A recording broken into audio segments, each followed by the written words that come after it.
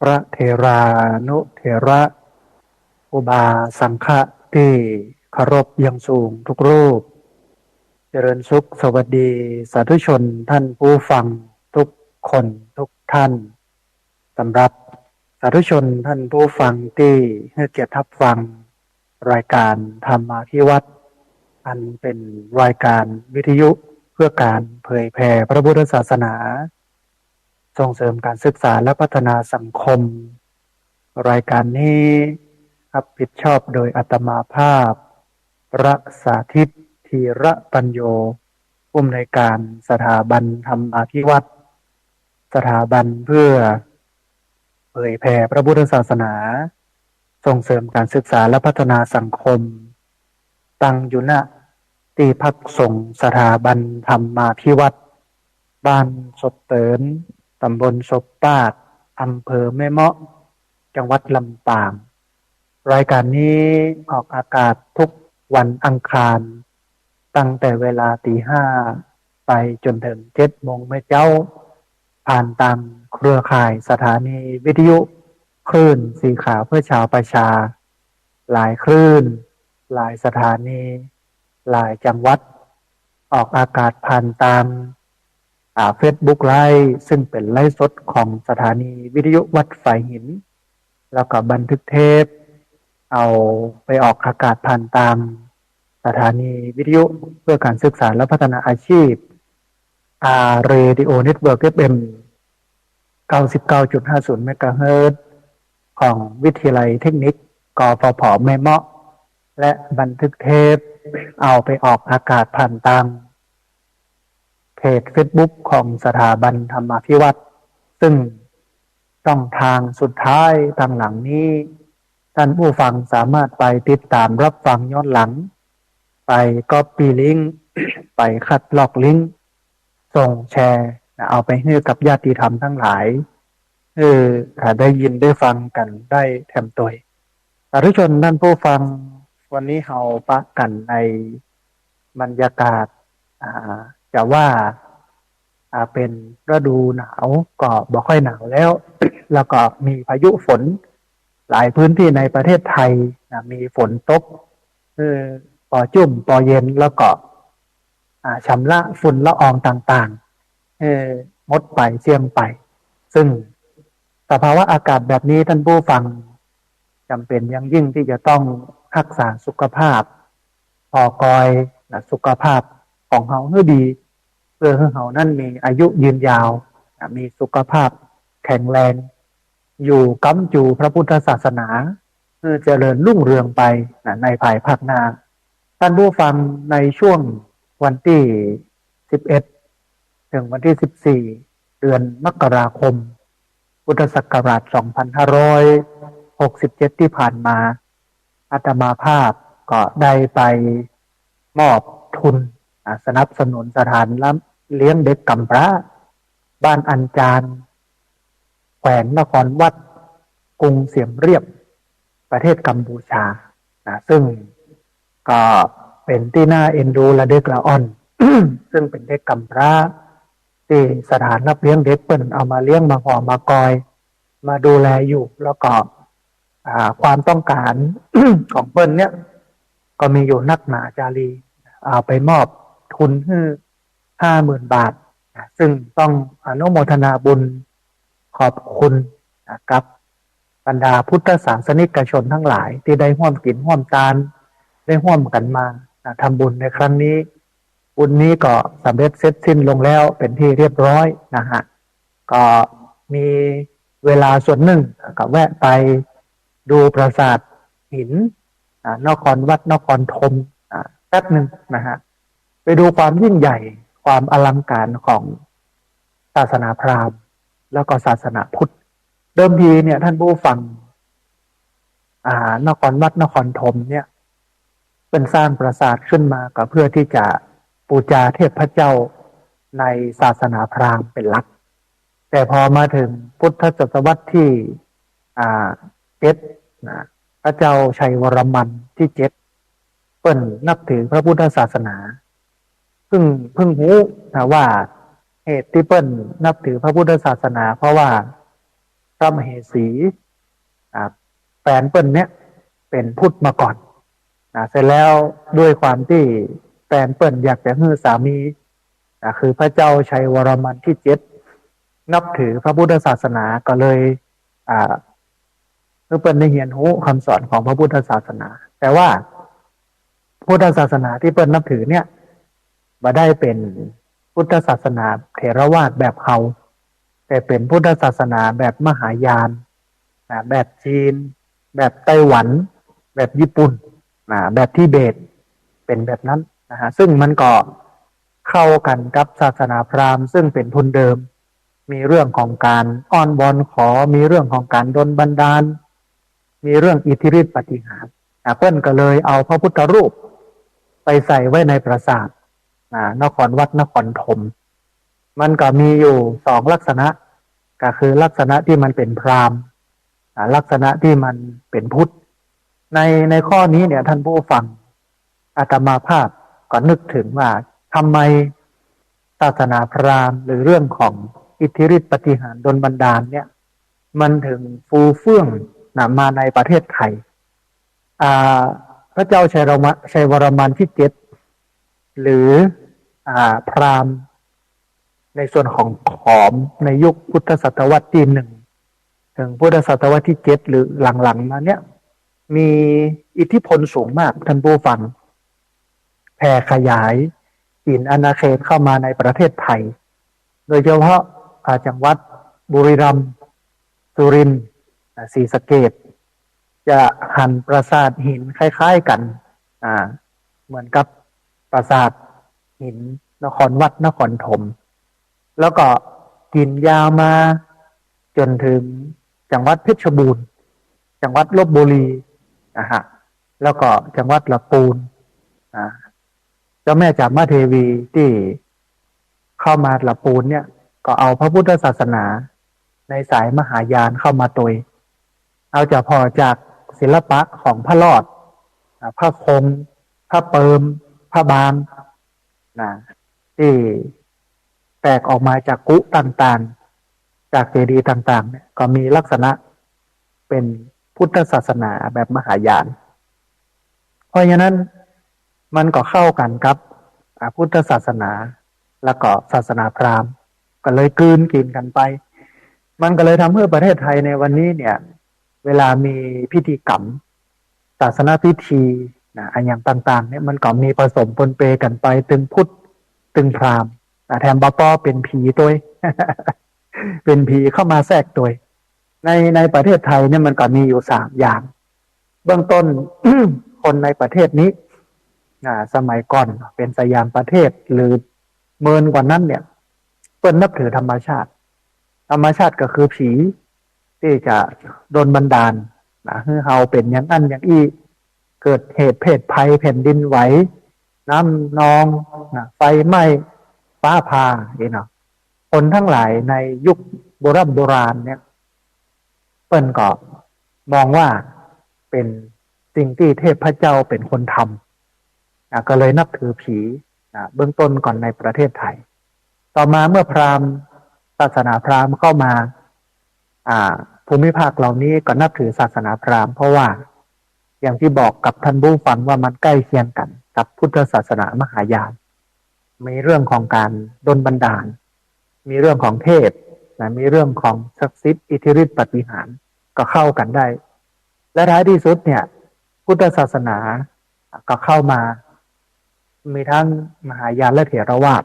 แต่ว่ามหายานเนี่ยมีอำนาจมากกว่าเพราะว่ามันใกล้เคียงกับศาสนาพราหมณ์ส่วนศาสนาพุทธศาสนาแบบเถรวาทก็คือแบบไทยแบบศรีลังกาแบบพม่าแบบลาวเนี่ยก็เป็นพุทธศาสนาที่เชื่อถือกันว่าเราบ่ได้ปรับเปลี่ยนคำสอนเรายึดถือคำสอนของพระเถระก็คือพระมหากัสสปะที่เปิ้ลทำการสังคายนาคำสอนของพระพุทธเจ้าครั้งที่1หลังจากที่พระพุทธเจ้าปรินิพพานไปแล้วได้บ่เมินเราก็ยึดถือมาอย่างนั้นส่วนมหายานเนี่ยเปิ้ลก็ยึดถือคำสอนของพระพุทธเจ้าเหมือนกันยึดถือคำสอนที่ว่าพ ถ้าอยากจะปรับเปลี่ยนคำสอนก็สามารถปรับได้เปลี่ยนได้โดยเฉพาะวินัยของตุเจ้าเปิ้นก็ปรับเปลี่ยนไปตามบริบทสังคมอย่างบ้านเปิ้นเมืองเปิ้นเนี่ยเป็นเมืองหนาวเปิ้นก็ใส่เสื้อใส่รองเท้าใส่หมวกที่มันหนาๆขับรถได้ต่างประเทศเนาะพระในต่างประเทศขับรถได้บางนิกายเนี่ยในญี่ปุ่นก็สามารถที่จะมีลูกมีภรรยาได้ตัวอันนี้ก็เป็นมหายานที่เชื่อกันเป็นอย่างนั้นส่วนเถรวาทเราก็เชื่อในเรื่องของความเป็นเถรวาทก็คือคำสอนเดิมบ่ปรับบ่เปลี่ยนยังณปัจจุบันวันนี้นะฮะอันนี้เราก็เห็นความยิ่งใหญ่ของศรัทธาท่านผู้ฟังปราสาทหินนครวัดนครธมเนี่ยถ้าอู้ถึงปราสาทที่อยู่ในประเทศไทยทั้งหมดเอามารวมกันเนี่ยยังบ่ได้เกินนครวัดนครธมเพราะว่ามันยิ่งใหญ่อลังการแต่ท่านผู้ฟังมันก็กึศถึงแรงศรัทธาของคนที่ออกมางดงามอย่างเนี้ยก็ย้อนศรัทธาของคนจะใช้เวลาสร้าง37 ปีใช้แรงงานที่สร้างอยู่600,000 คนท่านผู้ฟัง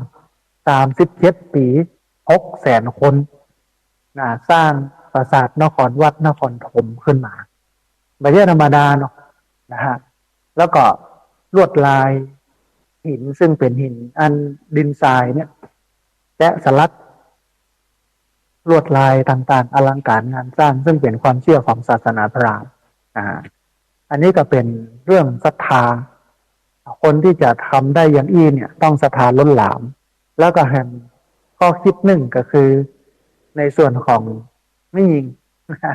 เพิ่นก็มีอิทธิพลสูงต่อการที่จะให้ฝ่ายพจน์ใจเนี่ยเปลี่ยนศาสนาได้โดยพระเจ้าชัยวรมันที่7คนที่ปกครองในสมัยนั้นเพิ่นนับถือศาสนาพราหมณ์เพิ่นก็เปลี่ยนมานับถือศาสนาพุทธแบบมหายานก็เอาพุทธแบบมหายานเข้าไปในปราสาทนครวัดนครธมมีพระพุทธรูปมีรูปเคารพมีรูปสักการะส่วนใหญ่ก็จะเป็นพระพุทธรูปปางนาคปรกปรางนาคปรกเพราะว่ามันมีความเชื่อเรื่องของการกวนเกษียณสมุทรตามคติความเชื่อของพราหมณ์ก็ผสมปนเปกันไปอันหนึ่งที่ได้เงินหู้แห่งอย่างหนึ่งก็คือความเป็นคนที่มีระเบียบท่านผู้ฟังเมื่อเราอู้ถึงเขมรเนี่ยอู้ถึงกัมพูชาเราจะมองถึงเรื่องของความบ่ค่อยสะอาดมองถึงเรื่องของความบ่เป็นระบบระเบียบอะไรอย่างของเปิ้ลนี่นะแต่เอาเข้าจริงๆแล้วเนี่ยท่านผู้ฟังเตียนเรียบเป็นเมืองที่สะอาดเป็นเมืองที่มีระบบระเบียบมากแล้วก็เปิ้ลยึดถือกฎเกณฑ์การขับรถบนท้องถนนก็บ่ให้เกิน60มันก็ดึงบังคับกันอย่างนั้นแล้วก็ตลอดระยะทางเนี่ยก็มีตำรวจมาคอยอำนวยความสะดวกนะฮะถ้าหากว่าบ้านเปิ้ลเมืองเปิ้ลบ่มีสงครามซึ่งก็ผ่านสงครามกันมาหลายยุคหลายสมัยโดยเฉพาะสงครามภายในที่มีเขมรแดงภาษาเขมรเปิ้นว่าเขมรกะฮอม มีเขมรแดงมีการฆ่าล้างเผ่าพันธุ์มันก็เลยทำให้ไปจ้าอาตมาภาพหันอันนึงคือทุเรียนก็เริ่มออกเยอะทุเรียนเขมรทุเรียนกัมพูชาแต่บ่ได้ไปกินพอหมดเวลาบ่ได้ซื้อมากินตัวนะฮะคือหันบ้านเปิ้ลเมืองเปิ้ลแล้วก็กึศถึงเมืองไทยว่าในเมืองไทยก็น่าจะเป็นระเบียบอย่างนั้นบ่มีเด็กแว้นบ้านเปิ้ลบ่มีเด็กแว้นที่จะก่อปัญหานะฮะเป็นระเบียบเรียบร้อยสะอาดสะอ้านแล้วก็เจ้าหน้าที่ของเปิ้ลเนี่ยชัดเจนในเรื่องของความเป็นระบบระเบียบอันนี้คือสิ่งที่ดีที่เรียนรู้แล้วก็เอามาบอกต่อให้กับท่านผู้ฟังในส่วนของสถานรับเลี้ยงเด็กกำพร้าวันที่ไปบริจาคสตางค์50,000 บาทเนี่ยเป็นวันเด็กแห่งชาติท่านผู้ฟังเป็นวันเด็กแห่งชาติก็เอาไปบริจาคเสร็จแล้วก็ไปดูสถานที่เปิ้ล อาคารเป็นบ้านเนาะมีอยู่2 ชั้นแล้วก็ด้านหลังเป็นที่กินข้าวเป็นห้องพักของละออนป้าจายส่วนละออนไม่ยิงเนี่ยพักอยู่ในบ้านนะฮะแล้วก็มีที่กินข้าวมีห้องน้ำซึ่งก็แปลงบาเซตเตื้อก็มีอยู่2-3 จุดก็คือชั้น 2ของอาคารนั้นทั้งพื้นทั้งเพดานแล้วก็ทั้งหลังคาเกือบใจบ่ได้แล้วเพราะว่าเปิ้นเอาไม้ไผ่ท่านผู้ฟังไม้ไผ่เป็นบ้องเนี่ยมาผ่ากึ่งแล้วก็มาตีประกบปวกกินหมอดกินแล้วก็ตังบนเพดานก็โล่งนะฮะยุงนี่สามารถเข้าไปได้แล้วก็ดูเหมือนว่าจะยุบแล้วก็พื้นที่เหยียบอยู่ชั้น 2ก็ดูเหมือนว่าจะยุบเพราะว่าสร้างมานานเปิ้ลก็บอกว่าอยากจะบูรณะปฏิสังขรณ์ชั้น 2นี้หลังจากนั้นเปิ้ลก็ตาไปดูห้องนอนของละอ่อนป้าจายก่อนนี้มีละอ่อนทั้งหมดอยู่ในขั้นประมาณเกือบ40 คนเป็นละอ่อนกำพร้าทั้งหมดนะฮะบ่มีพ่อบ่มีแม่นะไปดูห้องนอนละอ่อนป้าจายทั้งรุ่มก็สะอาดดีอย่างดีแต่ว่าข้างบนบ่มีเพดานนั่นผู้ฟังยุงสามารถเข้าออกได้สบายอันนี้อันหนึ่งเปิ้นก็อยากจะบูรณะตั้งท่านแล้วก็ห้องน้ำของไม่ยิงซึ่งกำลังสร้าง2 ห้องยังบ่มีหลังคายังบ่มีชักโครกยังบ่มีฝายังบ่มีประตูกำลังก่ออยู่หั่นละไว้หั่นเอาเห็นอย่างเงี้ยแล้วก็มองมาที่ประเทศไทยซึ่งที่จริงประเทศไทยหลายพื้นที่ชนบทก็มีคล้ายๆอย่างอีกก็คือบอกให้พร้อมแต่ว่าที่หั่นเนี่ยเป็นศูนย์รับเลี้ยงเด็กกำพร้าของเปิ้ลเนาะแต่เปิ้ลก็พร้อมน้อยกว่าเฮาเปิ้ลก็ดีใจที่เอาสตางค์ไปให้เปิ้ลแล้วก็บอกว่าห้องนอนละอ่อนนั่นก็จะใช้อยู่30,000แอม20,000ก็จะเอาไปทำห้องน้ำเพื่อมันแล้วมันก็เหลือศาลาชั้น 2ก็ดูไปอย่างไปก็กึดไว้ในใจเดี๋ยวถ้ามีโอกาสวันหน้าวันตาก็จะแวะไปทำบุญกันรอบนึงนะฮะอันนี้เอามาให้ท่านผู้ฟังได้ร่วมอนุโมทนาในบุญในกุศลที่ได้ร่วมให้ร่วมพร้อมกันไปทำไปดูแลสถานรับเลี้ยงเด็กกำพร้าบ้านอัญจารแขวงนครธมกรุงเสียมเรียบประเทศกัมพูชาและวันนั้นก็เป็นวันเด็กด้วยนะ วันที่13 มกราคมพุทธศักราช2567ก็เป็นวันเด็กโดยเขาก็ไปบริจาคเข้าของปัจจัยให้กับละอ่อนก็ถือว่าเป็นการทำบุญในการสร้างคนท่านผู้ฟังที่จริงบุญในการสร้างคนนี่เป็นบุญใหญ่เป็นบุญหลวงเป็นบุญมหาศาลเพราะว่าสังคมจะดีก็ย้อนคนสังคมบ่ดีก็ย้อนคนมันบ่ได้ดีย้อนของแต่ถ้าจะแปลงของก็แปลงเพื่อที่จะสนองตอบต่อการพัฒนาคนสร้างเพื่อสนองตอบต่อการพัฒนาคนคือคนได้ใจได้เป็นประโยชน์วันนั้นก็ถือโอกาสไปทำบุญวันเด็กให้กับเด็กละอ่อนแล้วก็วันนี้ในลำปางเองในภาคเหนือในประเทศไทยเราเองวันนี้ก็ได้ไปขอไปกอยโยมที่เปิ้ลได้รับบาดเจ็บจากน้ำร้อนลวกโดยลูกสาวอายุ18 ปีเมายาบ้าท่านผู้ฟังเอาน้ำร้อนไปลวกหลังแม่เพราะว่าโคตร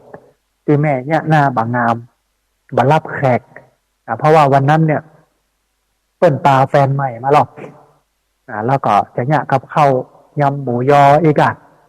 กับแขกของเปิ้ลและแฟนของเปิ้ลได้กินแม่เปิ้ลก็บอกค่อยเท่าใดนะเพราะว่า2 คนนี้ดูเหมือนว่า จะติดยาเสพติดจะเสพยาเสพติดนี่เนาะก็เอาน้ำร้อนไปลวกหลังแม่หลังจากก่อเหตุแล้วก็หนีไปแม่เปิ้ลก็ไปโรงพยาบาลแล้วก็ไปแจ้งความนักข่าวงูก็เอามาทำข่าวอาตมาภาพก็ลงพื้นที่เพราะว่าอยู่ใน ตำบลศพปากก็ไปพอไปกอยเอาน้ำดื่มเอาผงซักฟอกเอาสบู่เอาแปรงฟันยาสีฟันเอาพัด ที่สวนธรรมวิถีสถาบันธรรมาภิวัตน์เนี่ยมีพักนักก็เอาพักไปฮื้อเปิ้นตัวอย่างตัวไปฮื้อกำลังใจเปิ้นตัวพร้อมกับเจ้าหน้าที่จากองค์การบริหารส่วนตำบลศพปากแล้วก็โรงพยาบาลส่งเสริมสุขภาพตำบลศพปากสำนักงานพัฒนาสังคมและความมั่นคงของมนุษย์จังหวัดลำปางบ้านพักเด็กและครอบครัวจังหวัดลำปางกับปากันไปพอไปให้กำลังใจกันแล้วก็วันนี้ตอนบ่ายโมงครึ่งท่านพัฒนาสังคมและความมั่นคงของมนุษย์จังหวัดลำปางก็จะเข้ามาหาเพื่อที่จะมารับทุนเอาไปมอบเพื่อกับละอ่อนบนดอยที่อำเภอแจ้งโฮมจังหวัดลำปางอันนี้เป็นบุญที่ทำนะฮะก็ทำถึงประเทศไทยโดยทำถึงต่างประเทศโดยตัวที่ทำได้อย่างที่บอกว่าการแผ่เมตตาของพระพุทธศาสนานั้นมันบ่มีประมาณได้ทุกสรรพสิ่งได้ทั่วทุกตัวตนเป็นคนเหมือนกันที่เกิดมาบนโลกนี้นะฮะทีนี้ท่านผู้ฟังก่อนที่เราจะเข้าสู่เนื้อหาสาระในวันนี้ซึ่งวันนี้จะเอางานวิจัยเกี่ยวกับละอ่อนมาท่านผู้ฟังทั้งหลายได้ฟังกันนะฮะเพราะว่าบรรยากาศวันเด็กเพิ่งผ่านไปบอกที่วันนี้เอามาฟังเรื่องละอ่อนกันห้อง โดยเฉพาะเรื่องนักเรียนเดี๋ยวจะมีข้อมูลมาให้ท่านผู้ฟังทั้งหลายได้ฟังในหัวข้อเนี่ยเป็นวิจัยเนี่ยเป็นก็บอกว่ายกเลิกวิชาลูกเสือเพิ่มวิชาการเงินบ่ชอบห้องน้ำในโรงเรียนบ่อยากคือครูประจานและก็ล้อเรียนผลสำรวจละอ่อนไทยอยากได้ไอ้อย่างจากระบบการศึกษาเปิ้นก็ตั้งหัวข้อขึ้นว่าละอ่อนไทยอยากได้ไอ้อย่างจากระบบการศึกษาละอ่อนก็บอกมาคร่าวๆว่ายกเลิกวิชาลูกเสือเพิ่มวิชาการเงินเข้าไปแล้วก็บอกค่อยชอบห้องน้ำในโรงเรียนมันถ้าจะซกกระปรกมันถ้าจะเก่าแก่แลลายเต็มแก่แล้วก็ใบอยากคือครูเนี่ยเอาไปประจานเอาไปล้อเลียนอันนี้ก็เป็นเบื้องต้นก่อนที่เราจะไปฟังเรื่องนี้ท่านผู้ฟังมีแห่งข่าวบุญหนึ่งที่จะเอามาให้ท่านผู้ฟังได้ร่วมอนุโมทนากันก็คือในวันที่21วันอาทิตย์ที่21เดือนมกราคมพุทธศักราช2567ที่จะถึงนี้เวลา9 โมงอาตมาภาพก็จะจัดพิธีทำบุญถวายศาลาโรงครัวแล้วก็ถวายที่ดินจำนวน10 ไร่ไว้ในพระพุทธศาสนาซึ่งศาลาโรงครัวแล้วก็ที่ดินนี้ได้รับการอุปถัมภ์จากคุณแม่แชล่มอุดมทรัพย์โดยการประสานของท่านพระอาจารย์มหาเอกมลทิตมโนนะฮะรวมกันแล้วราคาก็เกือบ2 ล้านนะฮะเพราะฉะนั้นท่านผู้ฟังท่านใดมีเวลาว่างอันในเป็นวันอาทิตย์เนาะมาร่วมทำบุญกันเนอะเวลา9 โมงเป็นต้นไปวันอาทิตย์ที่จะถึงนี้ก็คือวันอาทิตย์ที่21เดือนมกราคมพุทธศักราช2567นะฮะก็เริ่มประมาณ9 โมงเซตก็ประมาณเที่ยงก็เป็นอันจบใครจะเอาโฮงตาลมาออกก็มาเนอะมาเลี้ยงกันแจ้งความประสงค์จำนงหมายกันมาแล้วก็ใครอยากจะร่วมทำบุญมีปัจจัยถวายพระสงฆ์จำนวน5 รูปละ 1,000 บาทแล้วก็สังฆทาน5 ชุดละ500 บาทปัจจัยถวายพระพุทธแล้วก็ปัจจัยมอบให้กับผู้จารมัคคณายกก็เจริญพรได้มาร่วมบุญกันได้ท่านผู้ฟังท่านใดที่อยากจะร่วมทำบุญสามารถร่วมทำบุญได้ที่ธนาคารกรุงไทยสาขาประตูชัยที่บัญชีที่พักสงฆ์สถาบันธรรมาภิวัตน์หมายเลขบัญชี5360755318เป็นธนาคารกรุงไทยสาขาประตูชัยที่บัญชี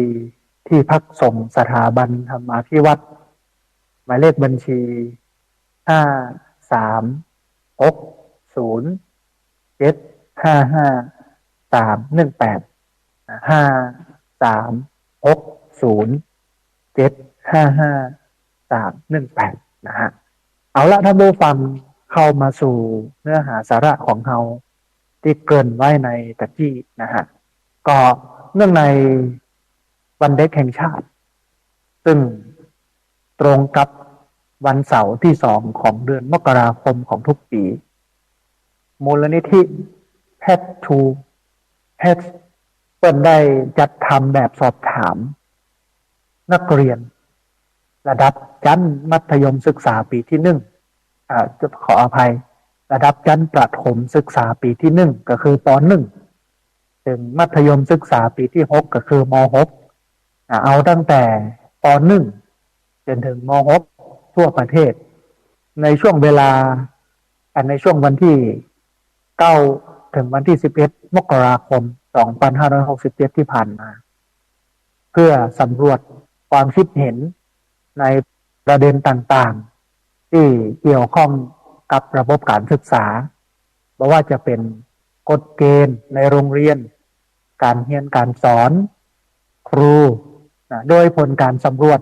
มีดังต่อไปนี้ท่านผู้ฟังจากการสำรวจนักเรียนที่ตอบคำถามตอบแบบสอบถาม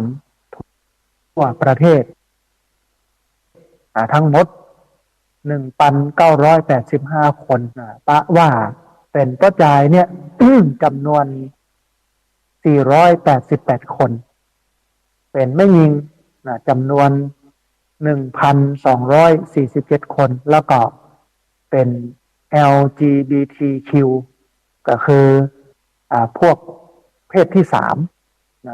เนี่ยเป็นหมู่กระจายที่เป็นกระเทยเป็นทอมเป็น LGBTQ เนี่ยจำนวน199 คนอันนี้เป็นทั่วถึงเนาะกับทุกกลุ่มทุกเพศทุกวัยแล้วก็บ่ต้องการระบุเพศแถม51 คนในจำนวนนี้ท่านผู้ฟังแยกเป็นนักเรียนระดับชั้นมัธยมศึกษา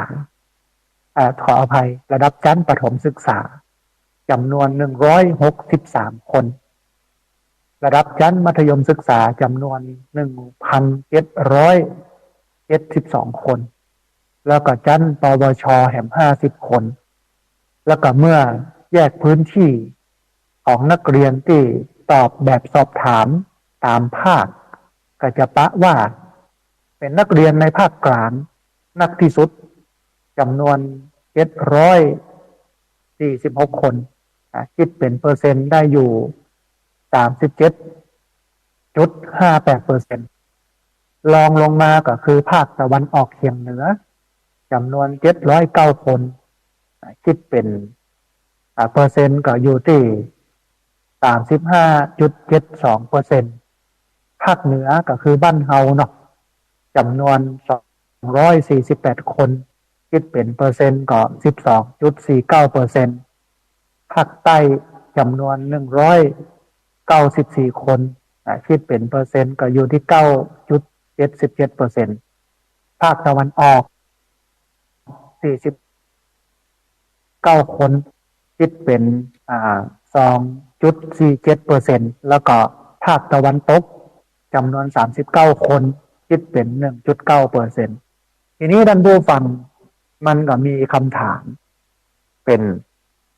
ข้อที่ถามละเด็กละอ่อนข้อแรกเพื่อนถามว่าสถานที่ใดในโรงเรียนที่อยากให้ปรับปรุงนักที่สุดเอาลองคิดถึงเขาเป็นละอ่อน ในสมัยตะก่อนเขาอยากจะปรับปรุงสถานที่ใดในโรงเรียนที่สุดสถานที่ใดในโรงเรียนที่อยากจะให้ปรับปรุงที่สุดจากคำถามข้อแรกที่ถามว่าสถานที่ใดในโรงเรียนที่อยากให้ปรับปรุงนักที่สุดคนสำรวจกับปะว่าห้องน้ำท่านผู้ฟังห้องน้ำห้องส้วมเนี่ยเป็นสถานที่ที่นักเรียนอยากให้ปรับปรุงนักที่สุดโดยตอบสูงถึง 1,388 คน คิดเป็น96.92%ลงมาก็คือห้องเรียนห้องน้ำแล้วก็มาห้องเรียนจำนวน108 คนคิดเป็น9.42%แถมอันหนึ่งคือโรงอาหารคิดเป็น156 คนคิดเป็นเปอร์เซ็นต์ก็ได้อยู่7.86%ลงมาก็เป็นสนามกีฬาจำนวน142 คนคิดเป็น7.15%ลงมาก็เป็นห้องพยาบาล31 คนคิดเป็น1.56%ลงมาก็เป็นห้องสมุด27 คนคิดเป็นเปอร์เซ็นต์ได้1.36%อื่นๆแอม54 คนคิดเป็นเปอร์เซ็นต์ได้อยู่2.72%อื่นๆเนี่ยบอกว่าจะเป็นห้องพักครูโดมหอประชุมโรงจอดรถห้องเก็บของแล้วก็บางส่วนก็เขียนตอบว่าทุกข้อนะฮะนอกจากนี้ท่านผู้ฟังยังปักว่าบอกว่าจะเป็นนักเรียนชั้นประถมศึกษาชั้นมัธยมศึกษาหรือว่าชั้นปวชต่างก็เลือกให้ห้องน้ำเนี่ยเป็นสถานที่ที่อยากให้ปรับปรุงนักที่สุดและเมื่อพิจารณาเป็นรายภาคก็ปะว่านักเรียนทุกภาคต่างก็ลงความเห็นเหมือนกันว่าอยากให้โรงเรียนปรับปรุงห้องน้ำนักที่สุดมาหลายวันก่อนเนี่ยละอ่อนนักเรียนแห่งโรงเรียนแห่งหนึ่งเปิ้นก็มาปรึกษาเรื่องของห้องน้ำห้องน้ำของสถานศึกษาเปิ้นว่าหนึ่งมันบ่สะอาดมันเก่าแก่แลลายมันรุมันแหลวแล้วก็น้ำใช้บ่ได้บางห้องก็บ่มีน้ำบางห้องก็น้ำย้อยอาตมาภาพก็ถามละอ่อนนักเรียนเหล่านั้นว่าแล้วโมโนเนี่ยไปเข้าห้องน้ำที่ไหนบางภาพเป็นพ่อจาก็อย่าบอกว่าปากโหในโลก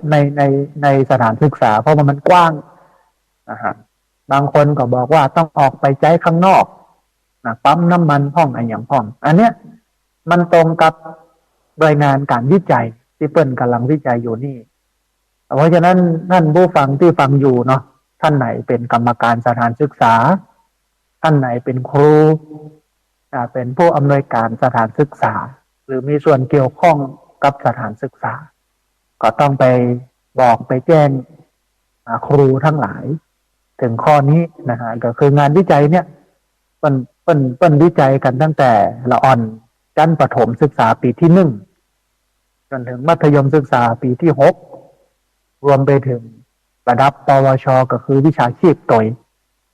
อยากจะให้ปรับปรุงห้องน้ำในสถานศึกษานักที่สุด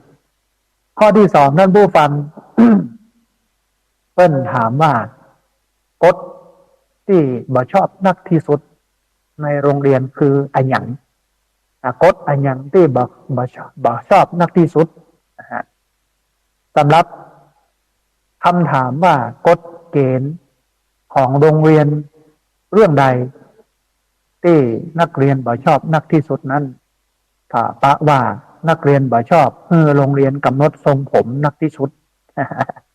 โดยมีนักเรียนตอบข้อนี้ถึง990 คนคิดเป็น49.87%ทรงผมเป็นอันดับแรกที่บ่อยากจะให้มาจำกัดกันอยากจะให้ทรงอย่างใดก็ได้จะไว้อย่างใดก็ได้อย่างเงี้ยนะฮะลงมาก็คือยึดโทรศัพท์ก่อนเข้าห้องเรียนคิดเป็นจำนวนคนก็ได้อยู่ประมาณ209 คนคิดเป็นเปอร์เซ็นต์ก็10.5%ข้อนี้ก็ต้องพอกันนะว่าระหว่างที่เฮียนเอามาเล่นก่อนถ้าระหว่างที่เฮียนบ่เอามาเล่นก็ได้นะฮะเอาคืนให้ได้แต่ว่าระหว่างที่เฮียนอยู่กระจกมาเล่นห้องอย่างห้องเนี่ยก็ควรจะยึดมันก็ต้องดูตามสถานการณ์แต่ว่าใจของละอ่อนเนี่ย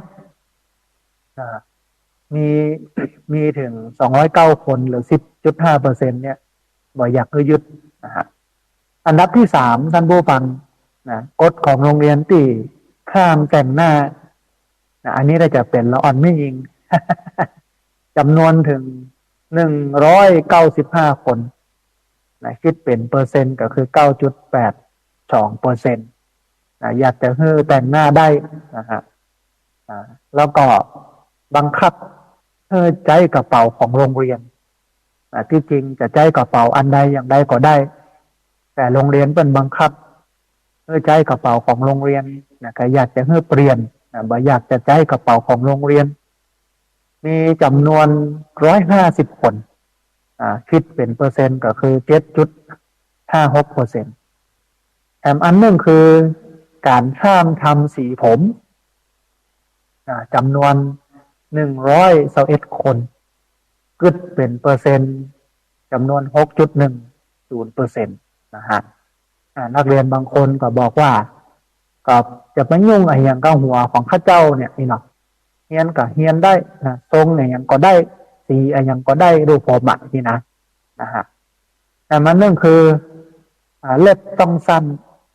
เล็บต้องสั้นบ่อยากจะให้บังคับเรื่องของการตัดเล็บ100 คนเนี่ยบ่อยากให้มายุ่งกับเล็บนะฮะคิดเป็นเปอร์เซ็นต์ก็คือ5.04%อันหนึ่งก็คือกำหนดรูปแบบถุงเท้าจะใส่อย่างไรก็ได้แต่นี่มากำหนดจำนวนอยู่59 คนคิดเป็นเปอร์เซ็นต์ก็2.97%นะฮะแล้วก็กำหนดความยาวของเอวของกางเกงของกระโปรง9 คนคิดเป็น 1.46%แล้วก็บังคับใส่เสื้อซับใน16 คนคิดเป็น 0.81% และอื่นๆ116 คนคิดเป็น 5.84%เช่นห้ามใส่เสื้อแขนยาวใส่เสื้อกันหนาวหน้าร้อนห้ามใส่เครื่องประดับอย่างนี้เป็นต้นนะฮะนอกจากนี้ท่านผู้ฟังก็ยังปะว่านักเรียนชั้นประถมศึกษาชั้นมัธยมศึกษาแล้วก็ชั้นปวชเนี่ยต่างก็ตอบว่ากฎที่บ่ชอบนักที่สุดคือการกำหนดทรงผมเหมือนกันขณะที่นักเรียนทุกภาคตอบข้อนี้นักที่สุดเช่นกันแล้วก็มีความน่าสนใจว่ากฎเรื่องยึดโทรศัพท์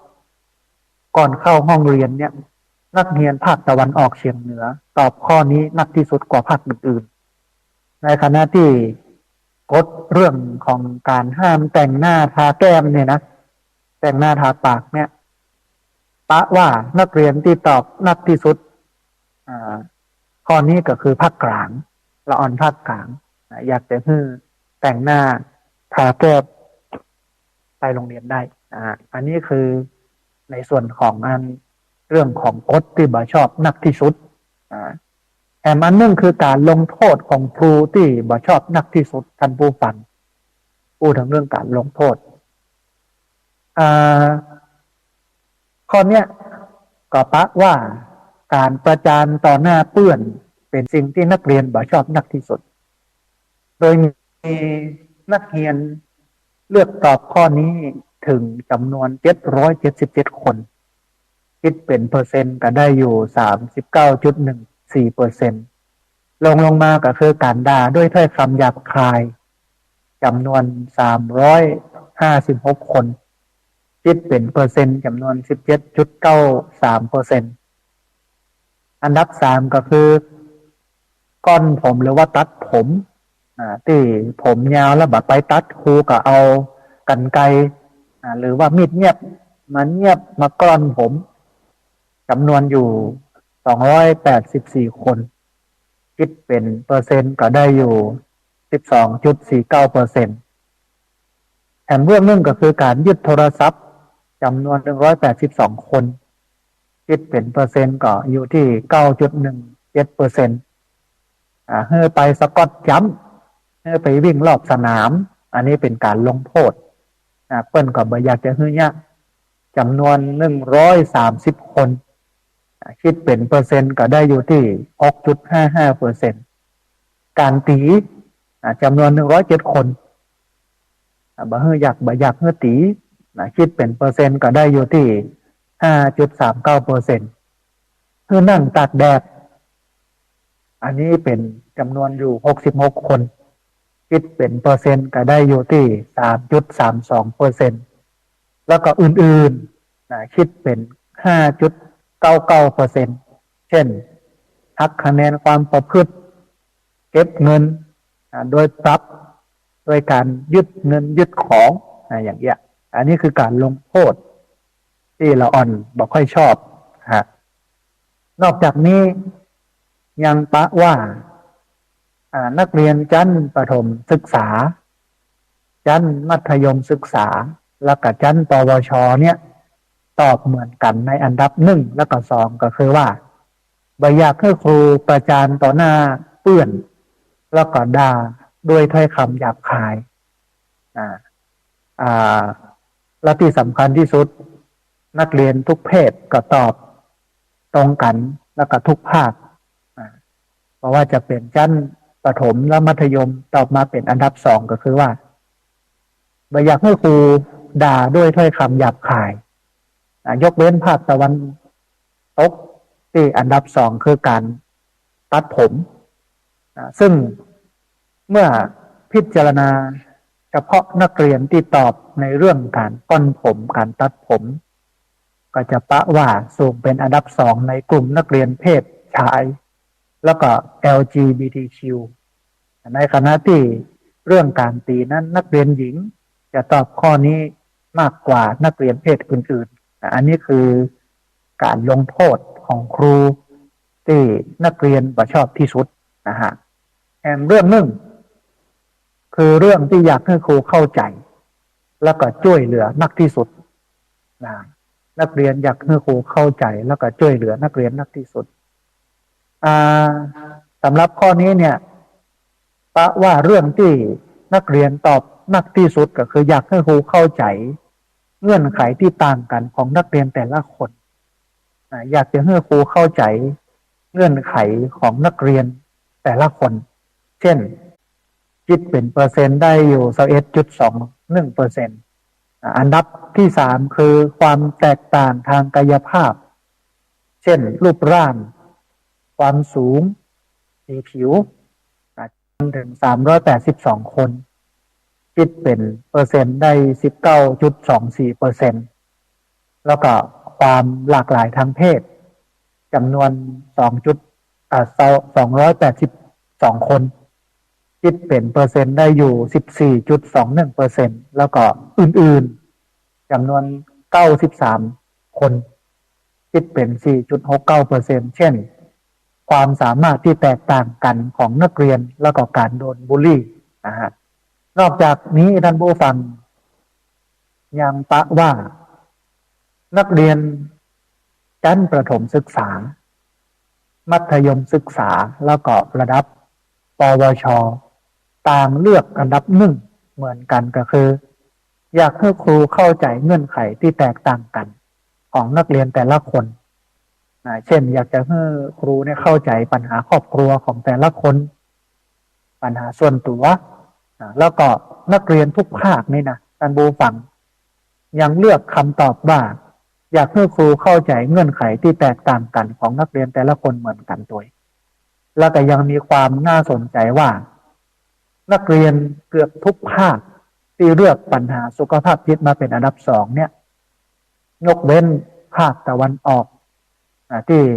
เป็นอันดับ2ก็คือความแตกต่างทางด้านกายภาพส่วนเรื่องความหลากหลายทางเพศนั้นเป็นสิ่งที่นักเรียนเพศ LGBTQ เลือกเป็นอันดับ1แล้วก็เกือบทุกภาคยกเว้นนักเรียนที่เป็น LGBTQ ภาคใต้ซึ่งเลือกตอบเงื่อนไขที่แตกต่างกันของนักเรียนแต่ละคนเป็นอันดับ1แล้วก็ความหลากหลายทางเพศเป็นอันดับ2อันนี้เป็นความละเอียดอ่อนของละอ่อนยุคใหม่ท่านผู้ฟังซึ่งเปิ้นอยากจะให้ครูเข้าใจเปิ้นที่จริงก็เป็นอย่างนั้นนะอย่างนั้นตะวาเนี่ยที่ไปช่วยคุณโยมอายุ50กว่าปี50ปลายๆถูกลูกสาววัย28ปีเอาน้ำร้อนลวกหลังเนื่องด้วยเมายาบ้า แล้วก็ปาแฟนมาจะมาอ่ามาอยู่ด้วยก็เลี้ยงฉลองนี่เนาะแล้วก็แม่เปิ้นก็บอกว่าแม่ยะหน้าบางน้ำมาต้อนรับแขกก็เลยเอาอันน้ำร้อนไปลวกแม่หญิงคนนี้อายุ18นะมีลูก2 คน10 ขวบคนหนึ่ง 8 ขวบคนหนึ่งก็28เอาแฟนตั้งแต่อายุ18ลูกก็เลยได้10 ขวบแล้วก็ได้8 ขวบแล้วอ่อน2 คนเนี่ยถ้าเรามาดูเงื่อนไขของครอบครัวเป็นครอบครัวยากจนนะท่านผู้ฟังบ้านก็พังลุนะฮะโอ้ไออย่างไปหมดนะฮะแทบจะบอกบอดีอีตนาแทบจะบอกค่อยดีที่บ้านนะฮะก็ถ้า ครูบอกเข้าใจเงื่อนไขนี้ก็จะไปเต็ก ไปเน้นละอ่อนก็โดยที่มาดูบริบทของบ้านเปิ้นที่จริงมันก็จะต้องขยายกว้างออกไปหันถึงบ้านถึงจองหันถึงบริบทของเปิ้นที่อยู่บางครั้งบางทีละอ่อนมาโรงเรียนสายครูก็มาเข้าใจว่าเนี่ยอย่างต้องมาสายบางคนมีพ่อแม่ที่เป็นผู้ป่วยติดเตียงลูกก็จำเป็นจะต้องป้อนข้าวป้อนน้ำก่อนถึงจะไปโรงเรียนได้แล้วก็แม่ตอนก็จำเป็นจะต้องแวะมาที่บ้านเพื่อมาป้อนข้าวป้อนน้ำมาเปลี่ยนแผ่นเพิดแล้วปอกมือแม่อย่างเงี้ยมันก็จำเป็นจะต้องเข้าใจเงื่อนไขเหตุปัจจัยของนักเรียนแต่ละคนตัวรวมไปจนถึงบางครั้งบางที นักเรียนยากจนมาได้ห่อเข้าไปโรงเรียน มามีอย่างกิน หรือว่ามีของกินที่มันไม่ค่อยมีคุณภาพครูก็ต้องพอรายละเอียดท่านี้ต่อยซึ่งครูในสมัยเก่าเนี่ยเป็นคนที่ละเอียดอ่อนกับเรื่องโมนี้ที่จริงหน้าที่ของครูเนี่ยก็คือเป็นผู้สอนวิชาการเรื่องทักษะชีวิตเนี่ยเป็นหน้าที่ของพ่อแม่ที่พ่อแม่ต้องสอนส่วนครูก็สอนได้แค่วิชาการ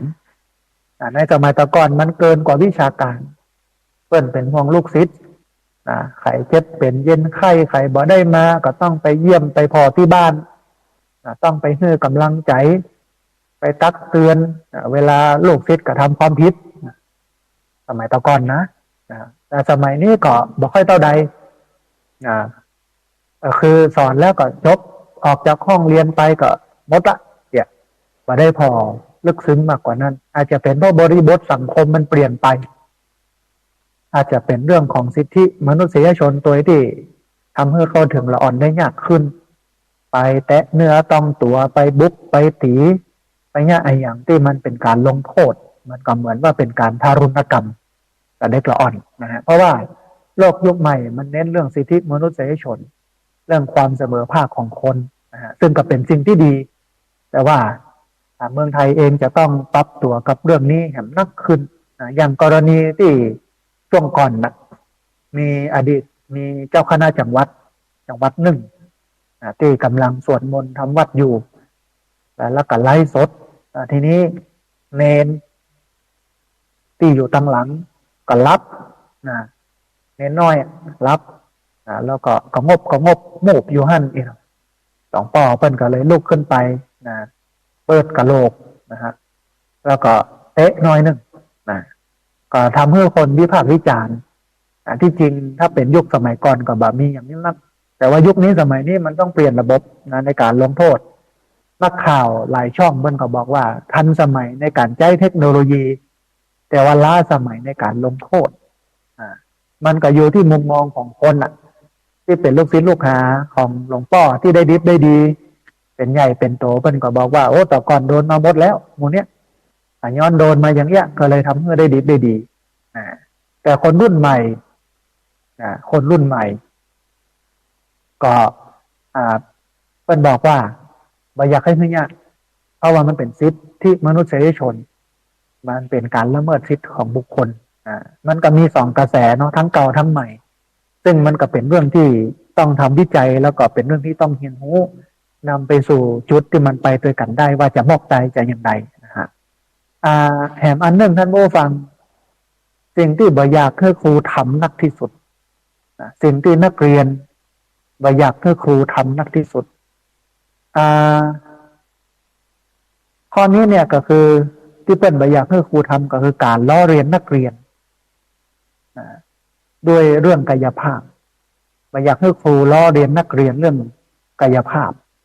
บอกว่าจะเป็นเรื่องเพศเรื่องชาติพันธุ์เรื่องสำเนียงจำนวนถึง447คนคิดเป็น 22.52%รองลงมาก็คือสั่งการบ้านนักล้ำไป400 กว่าคนนะฮะคิดเป็นเปอร์เซ็นต์ก็ได้อยู่ 20.15%บ่อยากจะให้ครูทำก็คือการพูดจาหยาบคายหยาบคายจำนวน290 คนคิดเป็นเปอร์เซ็นต์ได้ 14.61%แห่งเรื่องที่บ่อยากจะให้ครูทำก็คือเลือกที่ฮักมักที่จังเลือกที่ฮักมักที่จังจำนวนถึง280 คนคิดเป็นเปอร์เซ็นต์ได้ 14.11%แล้วก็สิ่งที่บ่อยากให้ครูทำก็คือสั่งงานที่ทำให้เกิดภาระทางด้านการเงินจำนวนถึง239 คนคิดเป็นเปอร์เซ็นต์ก็ได้อยู่ 12.04%แห่งเรื่องนึงก็คือการถึงเนื้อถึงตัวและเนื้อต้องตัวมีอยู่จำนวน63 คนคิดเป็นเปอร์เซ็นต์ก็อยู่ที่317%3.17%แต่มันนั่นก็คือการนินทานักเรียนลงโซเชียลมีเดียครูเนี่ยไปนินทานักเรียนลงโซเชียลมีเดียจำนวน59 คนคิดเป็นเปอร์เซ็นต์ก็อยู่ที่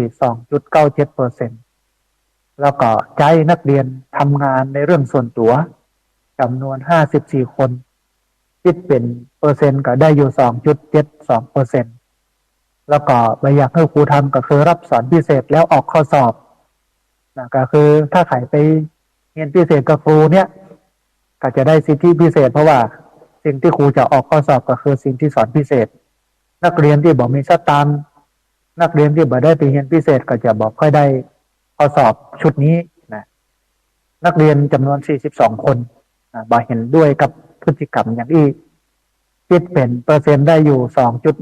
2.12% แล้วก็การไปโพสต์ภาพถ่ายของนักเรียนลงโซเชียลมีเดียจำนวน32 คนคิดเป็นเปอร์เซ็นต์ได้อยู่ 1.61% แล้วก็อื่นๆแถม79 คนคิดเป็นเปอร์เซ็นต์ได้อยู่ 3.98% บอกว่าจะเป็นการนินทานักเรียนให้ครูคนอื่นฟังหรือว่าห้องอื่นฟังแล้วก็สั่งงานในช่วงก่อนสอบหรือสั่งงานมากเกินไปท่านผู้ฟังนอกจากนี้ยังตักว่ามีความแตกต่างกันในคำตอบระหว่างนักเรียนชั้นประถมศึกษาแล้วก็มัธยมศึกษาโดยนักเรียนชั้นประถมศึกษาเนี่ยกับปะว่าอันดับหนึ่งเนี่ยเป็นเรื่องที่บ่อยากให้ครูทำก็คือบ่อยากให้ครูพูดจาหยาบคายในคณะที่ชั้นมัธยมศึกษาบ่อยากให้ครูทำก็คือการล้อเรียนนักเรียนด้วยเรื่องกายภาพแล้วก็นักเรียนชั้นปวชก็คือสายอาชีพมีอันดับหนึ่งเท่ากัน2 เรื่องก็คือการล้อเรียนทั้งเรื่องกายภาพเรื่องเพศเรื่องชาติพันธุ์แล้วก็สำเนียงแล้วก็ท้ายที่สุดคือการสั่งงานที่ทำให้เกิดภาระทางด้านการเงินแล้วก็เมื่อพิจารณาตัวเลือกอันดับหนึ่งของนักเรียนในแต่ละภาคก็จะปะว่ามีความแตกต่างกันไปเช่นนักเรียนในภาคเหนือและภาคตะวันออกเฉียงเหนือบ่อยากให้ครูสั่งการบ้านนักที่สุดแล้วก็ภาคตะวันตกเลือกข้อที่